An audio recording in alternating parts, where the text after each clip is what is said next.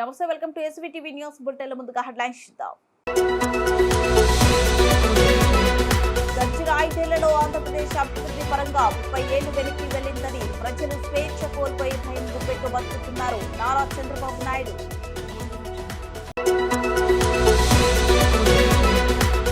AP CM YS Jagan మాటలకు విలువలేదు, Telangana CM Revanth Reddy.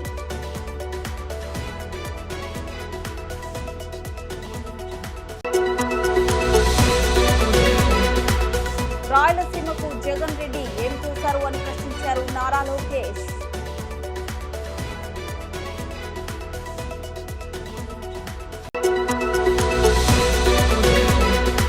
Chennur నియోజకవర్గంలో చెన్నూరు పట్టణంలో జరగబోయే ప్రజా ఆశీర్వాద సభను విజయవంతం చేయాలని మాజీ ఎమ్మెల్యే బాల్క కుమార్.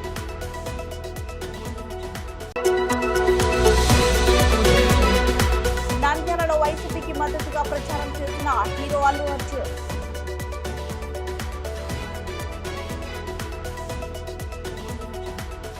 గడిచిన 5 ఏళ్లలో ఆంధ్రప్రదేశ్ అభివృద్ధి పరంగా 30 ఏళ్లు వెనక్కి వెళ్లిందని, ప్రజలు స్వేచ్ఛ కోల్పోయి భయం గుప్పెట్లో బతుకుతున్నారన్నారు. ముస్లింలపై కూడా ఎన్నడూ లేనన్ని అఘాయిత్యాలు పెరిగాయని తెలుగుదేశం పార్టీ అధినేత చంద్రబాబు నాయుడు పేర్కొన్నారు.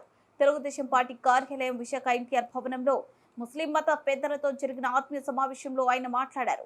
ఉమ్మడి ఆంధ్రప్రదేశ్లో హైదరాబాద్ కేంద్రంగా ముస్లింల కోసం ప్రత్యేక విశ్వవిద్యాలయాన్ని నెలకొల్పిందన్నారు. ముస్లింలకు ఆర్థిక సహకారం కోసం ప్రత్యేక ఫైనాన్స్ కార్పొరేషన్ నెలకొల్పమన్నారు. ముస్లింలకు దుల్హన్ పథకం, రంజాన్ తోఫాలను అందించింది తెలుగుదేశం పార్టీ అని చంద్రబాబు గుర్తు చేశారు.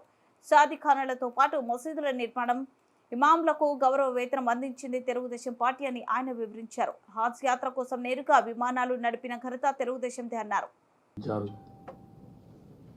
Tanzim Muftiyan organization state president Mufti Mohammed Ismail Qasmi, అదే మరి జమాయత్ ఈ ఉలేమా మౌలానా హుస్సేన్ గారు,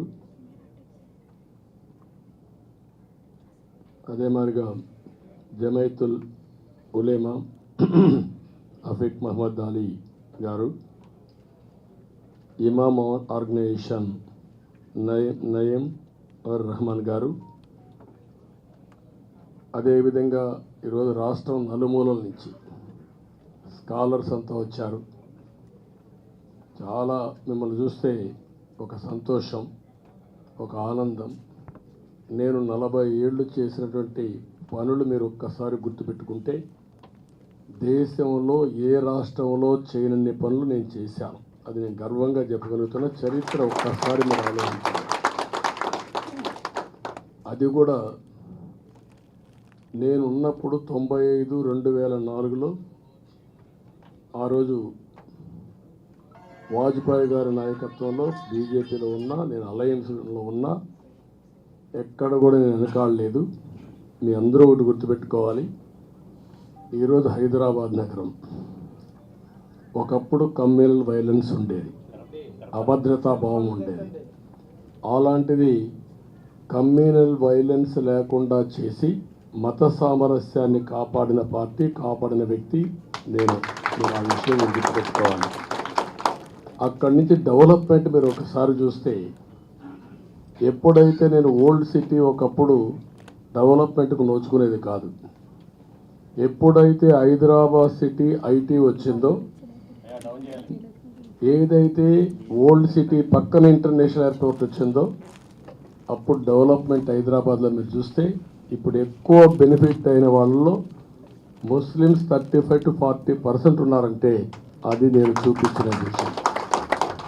ఆ రోజు హైదరాబాద్ని కానీ నేను డెవలప్ చేయకపోయి ఉంటే ఈరోజు ముస్లిమ్స్కి అంత అభివృద్ధి వచ్చేది కాదు. అదే సమయంలో మీరు గుర్తుపెట్టుకోవాల్సింది, నేను ఎప్పుడు కూడా ముస్లిం సోదరులకి ఎంపవర్ చేయాలి, ఆర్థికంగా మీ మనోభావాలు కాపాడాలని నా ప్రగాఢమైనటువంటి కమిట్మెంట్. అందుకే మీరు చూస్తే అప్పట్లోనే ఉర్దూ యూనివర్సిటీ ఇస్తానంటే పట్టుబట్టి వాజ్పేయి గారిని మెప్పించి national university, Urdu university Hyderabad తీసుకొచ్చాను. మీరు ఆ విషయం గుర్తుపెట్టుకోవాలి. ఈరోజు నేను ఇచ్చిన ల్యాండ్ కూడా కొన్ని వేల కోట్ల రూపాయల ఆస్తి, మామూలు కూడా కాదు. అయినా కూడా ఇచ్చి పార్ట్ ఆఫ్ హైదరాబాద్ ఎక్కడో ఇస్తారు, ఇస్తే కూడా అట్లా కాకుండా సెంట్రల్లో ఇచ్చేది చేశాం. ఎన్నో సంవత్సరాల నుంచి నాకు బాగా జ్ఞాపకం, బాగారెడ్డి గారు ఎప్పుడు ఉర్దూ 2వ లాంగ్వేజ్ చేయాలని ఉద్యమాలు చేశాడు. ఇప్పుడు లేడు ఆ పెద్ద మనిషి, చనిపోయాడు, మీకు ఐడియా ఉంటుంది. ఆయనకి ఎప్పుడు ఉర్దూ అంటే బాగా లైక్, అందుకే ఉద్యమాలు చేశాడు. ఎవరూ పట్టించుకోలేదు. ఒకేసారి 13 జిల్లాల్లో ఉర్దూ 2వ భాష చేసింది తెలుగుదేశం పార్టీ. నేను ముఖ్యమంత్రిగా ఉన్నప్పుడు ఫైనాన్స్ కార్పొరేషన్ మైనారిటీ సోదరులకు పెట్టింది తెలుగుదేశం పార్టీ. మన నాయకుడు ఎన్టీ రామారావు గారు ఉన్నప్పుడు పెట్టారు. అప్పటి నుంచి అమలు చేస్తున్నాం. ఇంకొక పక్క మీరంతా కూడా బాంబే పోయేవారు ఆజీ యాత్ర పోవాలంటే. అలాంటి నేను హైదరాబాద్లో అసెంబ్లీ ఎదురుగా ఎప్పుడు చూసినా కనపడాలని సెంట్రల్లో ఒక బ్రహ్మాండమైన ఆజ్ హౌస్ కట్టింది నేనే కట్టాను. దానికి ఒకసారి చూస్తే చాలా సమస్యలు కూడా వస్తూ ఉంటాయి. నాకు ఇప్పుడు కూడా జ్ఞాపకం, ఒక సమస్య వచ్చింది. ఆ బిల్డింగ్ కట్టినప్పుడు కొన్ని నిబంధనలు వచ్చాయి. నేను ఒక చట్టం తీసుకొచ్చాను. ఏ ఏరియాలో కూడా దీనికంటే అతిక్రమించకూడదు, ఇంతే కట్టాలి, ఇంత ఏరియా ఉంటుంది, చుట్టుపక్కల ఉండే పరిస్థితులను బట్టి, ఆ రోడ్డు క్లాసిఫికేషన్ బట్టి. నేను చట్టాన్ని అమెండ్ చేసి ఆజ్ హౌస్కి ఏ విధంగా మీ రిక్వైర్మెంట్స్ ఉన్నాయి అన్నీ కట్టించి నేనే కట్టించాను. అంటే ఒక చట్టాన్ని అమెండ్ చేసి, నాకు కమిట్మెంట్ లేకపోతే చేయాల్సిన పని లేదు. అక్కడి నుంచి నేరుగా డైరెక్ట్ ఫ్లైట్లు కూడా వేయించాను. అజయాత్రకు పోవాలంటే ఫస్ట్ టైం డైరెక్ట్ ఫ్లైట్లు కూడా వేయించాను. ఆ రోజుట్లోనే దుకాన్ మకాన్కి ప్రారంభించాం, షాదీ ఖానాలో డబ్బులు ఇచ్చాం, అవన్నీ చేశాం. మళ్ళీ రాష్ట్రం విడిపోయిన తర్వాత మీరు ఒక్కసారి చూస్తే మళ్ళీ కర్నూలు కేంద్రంగా ఉర్దూ యూనివర్సిటీ పెట్టాం. నాకు కమిట్మెంట్ లేకపోతే 2 యూనివర్సిటీలు ఆంధ్రప్రదేశ్ రాష్ట్రంలో తెలుగు రాష్ట్రాల్లో పెట్టామంటే అది నా హయాంలో అయినాయి తప్ప వేరే వాళ్ళ హయాంలో కాదు. ఈ విషయం మీరు గుర్తుపెట్టుకోవాలి. రెండోది ఇక్కడికి వచ్చినప్పుడు మళ్ళీ ఆజ్ హౌస్ కడపలో కట్టాను, విజయవాడలో ప్రారంభించాను. కడపలో కడితే డిప్యూటీ చీఫ్ మినిస్టర్ అంటున్నాడు 90% పూర్తి చేసిన ఆజ్ హౌస్ పూర్తి చేయలేకపోయాడు 10%. ఆయన మేము డిప్యూటీ సీఎం ఉత్సవ విగ్రహం కనీసం 10% కూడా డబ్బులు ఇవ్వలేకపోయారంటే ఏమనాలి? నేను షాదీ ఖానాలు కట్టాను, షాదీ ఖానాలు పూర్తి చేయలేకపోయాను. మళ్ళీ నేను ఆలోచించినప్పుడు మీరు చూస్తే ఎవరైతే మీకు మత పెద్దలు ఉన్నారో, మనం ఇమాములు మౌజములకి ఫస్ట్ టైం దేశంలోనే గౌరవ వేతనం ఇచ్చిన పార్టీ తెలుగుదేశం పార్టీ. ఇప్పుడు ఇవ్వచ్చు, కానీ ఫస్ట్ టైం గౌరవ వేతనం ఇచ్చాం. నా దగ్గరకు వచ్చి ముస్లింలు చెప్పినప్పుడు ఎట్టి పరిస్థితిలో 4% రిజర్వేషన్లు కాపాడుకుంటామని చెప్పడమే కాదు, అడ్వకేట్స్ ఎంతమంది కావాలన్నా పెట్టండి, ఎంత పవర్ఫుల్ అడ్వకేట్ అని పెట్టండి అని మా మంత్రిని కూడా పంపించి ఢిల్లీలో కూర్చొని మీ యొక్క రిజర్వేషన్స్ కాపాడిన పార్టీ తెలుగుదేశం పార్టీ.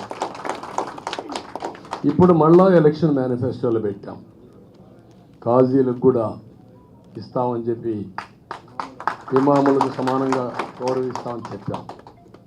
ఇవన్నీ మీరు చూసినప్పుడు చాలా చేశాం.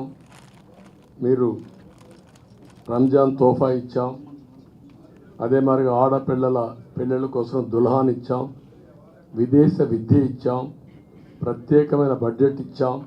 నేను అడుగుతున్నా, నేను 14 సంవత్సరాలు ముఖ్యమంత్రిగా ఉన్నా, ఎప్పుడైనా ఏ ముస్లింకైనా అన్యాయం జరిగిందా, లేకుంటే మీకేం మీద దౌర్జన్యం జరిగిందా నేను అడుగుతున్నా.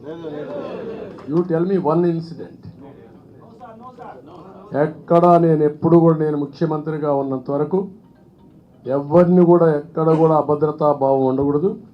ఒకవేళ ఎవరైనా కావాలంటే చేస్తే అది లాస్ట్ డే అని చెప్పి హెచ్చరించి మిమ్మల్ని కాపాడిన వ్యక్తిని నేనే. ఆ విషయం మీరు గుర్తుపెట్టుకోవాల్సిన అవసరం ఉంది. ఈ రాష్ట్రంలో ఎప్పుడు జరగలేదు, జరగదు కూడా. ఇంకొక పక్కన మీరు ఆలోచిస్తే నేను ఎన్నో మసీదులకు ఆర్థిక సహాయం చేశాను. ఒకటి కాదు, కబర్స్థాన్లకు ఇచ్చాం, అన్నీ ఇచ్చాం. ఇప్పుడు అన్నీ ఆపేసి కూర్చున్నారు వీళ్ళు. నేను అందుకే ఈసారి ఎలక్షన్ మేనిఫెస్టోలో మీరు ఒకసారి చూస్తే మళ్ళీ చాలా స్పష్టంగా పెట్టాను. మీరు ఒకసారి చూసినప్పుడు ముస్లిం మైనారిటీస్ కూడా 50 సంవత్సరాలకి పెన్షన్ ఇస్తామని చెప్పిన పార్టీ తెలుగుదేశం పార్టీ. హజ్-యాత్రకు పోవాలంటే ₹1,00,000 ఆర్థిక సహాయం చేస్తామని చెప్పిన పార్టీ తెలుగుదేశం పార్టీ. ఇంకొక పక్క నూర్ భాషా కార్పొరేషన్కి ₹100 కోట్ల కేటాయిస్తామని చెప్పిన party Telugu Desam party. Minority finance corporation ద్వారా వడ్డీ లేని రుణాలు ₹5 లక్షలు ఇస్తామని చెప్పిన పార్టీ తెలుగుదేశం పార్టీ. ఇంకొక పక్క ఇమాములకి మౌజములకి పెంచాను, 10,000 5,000 చేశాను. జగన్మోహన్ రెడ్డి 3,000 5,000 కూడా ఇవ్వకపోతే నేను మీటింగులో తిడితే 6 నెలలు బకాయిలు మొన్న చెల్లించాడు. ఎందుకోసం? ఓట్ల కోసం. ఓట్లు అయిపోతే మళ్ళీ ఇవ్వడం లేదు. నేను తిడితే మీటింగుల్లో అప్పుడు ఇచ్చాడు. ఇంకో పక్కన మీరు చూస్తే దాన్ని 10,000 చేశాను, 5,000 చేశాను. ఇప్పుడు అర్హత ఉన్న ఇమాముల్ని ప్రభుత్వ కాజులుగా నియమిస్తామని చాలా స్పష్టంగా చెప్పాను. ప్రతి మసీదుకి ₹5,000 ఆర్థిక సహాయం చేస్తామని స్పష్టంగా హామీ ఇచ్చాం. అదే మార్గం నేను అడుగుతున్నా ఈరోజు. సిఏఏ, ఎన్ఆర్సి ఎవరు సపోర్ట్ చేశారు పార్లమెంట్లో? Straight question. ఎవరైతే భయం కూడా లేకుండా బరి తెగించి రాజంపేటలో పోటీ చేసే అభ్యర్థి ఫ్లోర్ లీడర్, ఆడ ఎక్కువ ఓట్లున్నాయి, లెక్కలేని తనం, అంటే ఏది చెప్పినా నమ్మేస్తారు, మనం బుల్డౌజ్ చేయొచ్చు అనే ఉద్దేశంతో ఓపెన్గా బ్రహ్మాండమైన చట్టం ఇది, ఈ చట్టానికి నేను సపోర్ట్ చేస్తున్నాము అని చెప్పి సపోర్ట్ చేశాను. రాజ్యసభలో విజయసాయిరెడ్డి, ఆయన పార్లమెంటరీ పార్టీ లీడర్, ఆయన సపోర్ట్ చేసి, ఒకవేళ సపోర్ట్ చేస్తే చేశారు, పొగుడుతూ సపోర్ట్ చేసి ఇప్పుడు వచ్చి గల్లీ రాజకీయాలు చేస్తారు.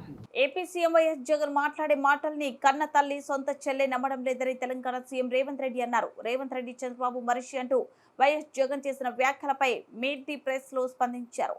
వైఎస్ జగన్ కుటుంబ సమస్యలపై దృష్టి పెట్టాలని సూచిస్తున్నానని అన్నారు. చంద్రబాబుపై తనకు గౌరవం ఉంటుందని, కానీ రాజకీయ సంబంధాలు లేవన్నారు. ఏపీలో కాంగ్రెస్ బలోపేతానికి సహకరిస్తానని స్పష్టం చేశారు. But how do you react to this, sir? Because it's a chief minister making an allegation against chief minister. Jaganmohan Reddy గారు మాట్లాడే మాటల్ని సొంత చెల్లి కన్న తల్లి నమ్మడం లేదు. సొంత చిన్నాయనకు జరిగిన పరిస్థితులు, ఆ రాష్ట్రంలో ఉన్న వాతావరణం వాళ్ళ కుటుంబ సభ్యులే చెప్తున్నారు. కన్న తల్లి సొంత చెల్లె విశ్వసించండి, జగన్మోహన్ రెడ్డి గారు ఏది మాట్లాడినా, నా మీద ఎలాంటి ఆరోపణ చేసినా దానికి ఏమాత్రం విలువ లేదు. మిత్రుడు పక్క రాష్ట్ర ముఖ్యమంత్రి జగన్మోహన్ రెడ్డి గారికి నా సూచన, కన్న తల్లి సొంత చెల్లి లేవనెత్తుతున్న ప్రశ్నలకు మీరు సమాధానం ఇవ్వండి. వాళ్ళ యొక్క ఆలోచన, ఆవేదన మీ కుటుంబ అంతర్గత విషయమైన బహిరంగంగా రాజకీయ వేదికల మీద చర్చ జరుగుతుంది కాబట్టి జగన్మోహన్ రెడ్డి గారు దాని మీద దృష్టి పెడితే ప్రయోజనం ఉంటుంది. రేవంత్ రెడ్డి ఈరోజు కాంగ్రెస్ పార్టీ అధ్యక్షుడు, తెలంగాణ రాష్ట్ర ముఖ్యమంత్రి. రేవంత్ రెడ్డి లాయల్టీ 100%, 100/100% కాంగ్రెస్కి ఉంటుంది. వ్యక్తులతో వ్యక్తిగత పరిచయాలు, సత్సంబంధాలు, రాజకీయాలకు ఎలాంటి సంబంధం లేదు. చంద్రబాబు నాయుడు గారి పట్ల నాకు గౌరవం ఉంది, కానీ రాజకీయ సంబంధాలు లేవు. వారితో ఉన్న రాజకీయ సంబంధాలను తెంచుకొని 2017 అక్టోబర్ 31 నాడు కాంగ్రెస్ పార్టీలో నేను చేరిన. నేను ఇప్పుడు కాంగ్రెస్ పార్టీకి బాధ్యత వహిస్తా. షర్మిల ఆంధ్రప్రదేశ్ కాంగ్రెస్ పార్టీ అధ్యక్షురాలు. ఖచ్చితంగా షర్మిల నాయకత్వాన్ని బలోపేతం చేయడానికి, ఆంధ్రప్రదేశ్లో కాంగ్రెస్ని గెలిపించడానికి నా వంతు సహకారం ఉంటుంది. కాబట్టి వారు కుటుంబ సమస్యల్ని పరిష్కరించే దాని మీద మనసు పెడితే బాగుంటుందని నేను సూచన చేస్తున్న వారికి. సీఎం గారు, నేను మధు అండి. రాయలసీమకు జగన్ రెడ్డి ఏం చేశాడు? ఒక కంపెనీ తెచ్చాడా? ఒక ప్రాజెక్ట్ కట్టాడా? రాయలసీమకి పట్టిన క్యాన్సర్ గడ్డ జగన్మోహన్ రెడ్డి అని నారా లోకేష్ అన్నారు. చంద్రబాబు నాయుడు గారి నాయకత్వంలో అనేక ఎలక్ట్రానిక్స్ కంపెనీలు మేము ఇక్కడికి తిరుపతికి తీసుకొస్తాం జరిగింది. ఆనాడు లక్ష్యంతో పనిచేశాం. కనీసం 5 లక్షల మందికి ఉద్యోగాలు కల్పించాలని ఈ రోజు గర్వంగా చెప్తున్నా. ఇదే తిరుపతి కేంద్రంగా 50,000 మంది ఎలక్ట్రానిక్స్ కంపెనీలో పనిచేస్తున్నారు. ఒక ఫాక్స్కాన్, ఒక సెల్ఫోన్, PCL, జోహో లాంటి అనేక పరిశ్రమలు తీసుకొచ్చి తిరుపతిలోనే కాదు రాయలసీమలో ఉన్న నిరుద్యోగ యువకులకి ఉద్యోగాలు కల్పించాం. కానీ 2019 ఏం జరిగింది? రాయలసీమ బిడ్డ కూడా వచ్చాడు, ముద్ర పెట్టాడు, అందరం మోసపోయాం. రాయలసీమకి పట్టిన క్యాన్సర్ గడ్డ ఆంధ్ర రాష్ట్ర ముఖ్యమంత్రి వర్యులు జగన్మోహన్ రెడ్డి గారు. రాయలసీమ ఒక్క ప్రాజెక్ట్ పూర్తి చేయాలి. ఆయన వేధింపు వల్ల ఇక్కడ ఉన్న పరిశ్రమలు పక్క రాష్ట్రానికి వెళ్ళిపోయే పరిస్థితి మనందరం చూసాం. తిరుపతి అంటే అమర్ రాజా అంటే తిరుపతి.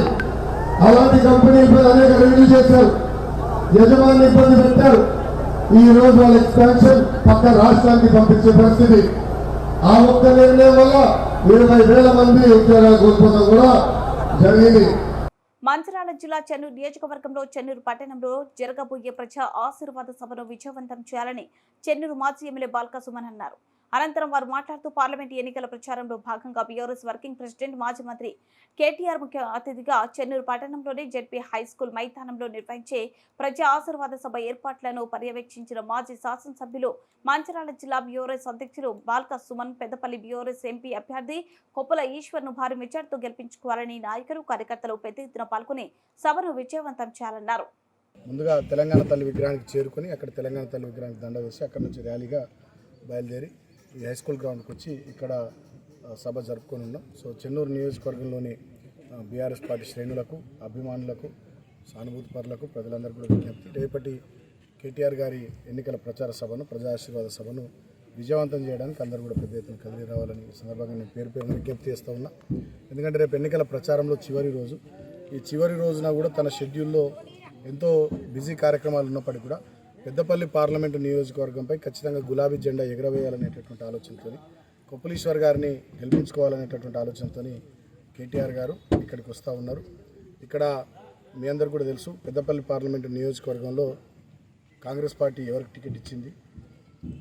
కాంగ్రెస్ పార్టీ గతంలో ఎన్నికల సందర్భాన్ని, అసెంబ్లీ ఎన్నికలప్పుడు ఏమని మాట్లాడింది, ఇవాళ ఏం చేస్తూ ఉందో అందరూ గమనిస్తూ ఉన్నారు. ఆనాడేమో మమ్మల్ని కుటుంబ పాలన అన్నారు. ఇవాళ ఒకటే పార్లమెంటు నియోజకవర్గంలో బెల్లంపల్లి నుంచి వినోద్ ఎమ్మెల్యే, చెన్నూరు నుంచి వివేక్ ఎమ్మెల్యే, పెద్దపల్లి కాంగ్రెస్ పార్టీ అభ్యర్థిగా వాళ్ళ కొడుకు వంశీని ఇక్కడ అభ్యర్థిగా పెట్టి కోట్లాది రూపాయలు గుమ్మరిచ్చి ప్రజా తీర్పును వాళ్ళకు అనుకూలంగా మలుచుకోవాలని వాళ్ళు చేస్తున్నటువంటి ప్రయత్నాలు, కుటుంబపరమైనటువంటి రాజకీయాలు ఈ ప్రాంతంలో చేస్తూ వేరే దళిత నాయకులందరినీ కూడా తొక్కేస్తూ వాళ్ళ చేస్తున్నటువంటి దుర్మార్గాలకు ఖచ్చితంగా ఈ పార్లమెంటు నియోజకవర్గ ప్రధానికం మంచి తగిన రీతిలో వాళ్ళకి సమాధానము ఓటు ద్వారా చెప్పాల్సిందిగా నేను పేరు విజ్ఞప్తి చేస్తూ ఉన్నా.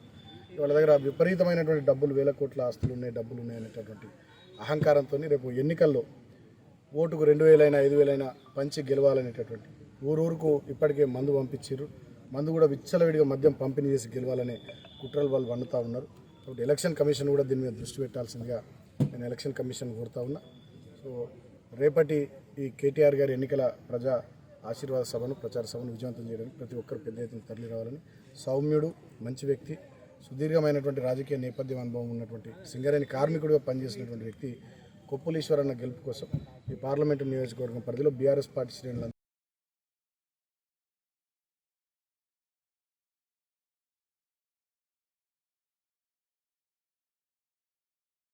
నంద్యాలలో వైసీపీకి మద్దతుగా ప్రచారం చేసిన హీరో అల్లు అర్జున్ నంద్యాల వైసీపీ అభ్యర్థిగా నిలబడిన శిల్ప రవిచంద్రారెడ్డికి మద్దతు ప్రకటించాలని అక్కడ ఉన్న ప్రజలను కోరారు.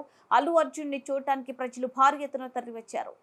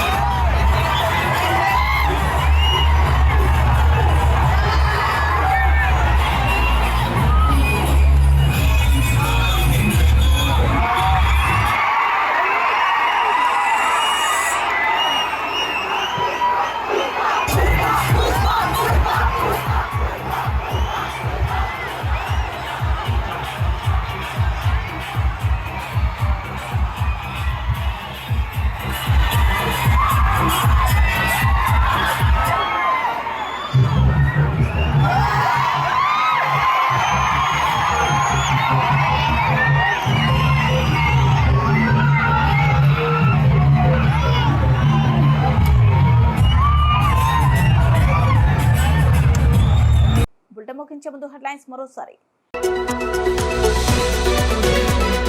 గడిచిన 5 ఏళ్లలో ఆంధ్రప్రదేశ్ అభివృద్ధి పరంగా 30 ఏళ్లు వెనక్కి వెళ్లిందని ప్రజలు స్వేచ్ఛ కోల్పోయి భయం గుప్పెట్టు బతుకుతున్నారు నారా చంద్రబాబు నాయుడు.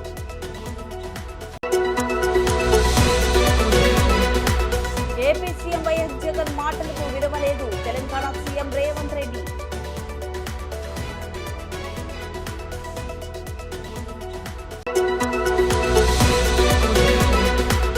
రాయలసీమకు జగన్ రెడ్డి ఏం చేశారు అని ప్రశ్నించారు నారా లోకేష్.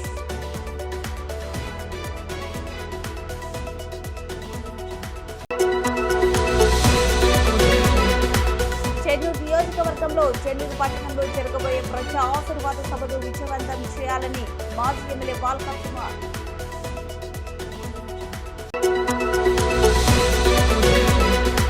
నంద్యాలలో వైసీపీకి మద్దతుగా ప్రచారం చేసిన హీరో అల్లు అర్జున్.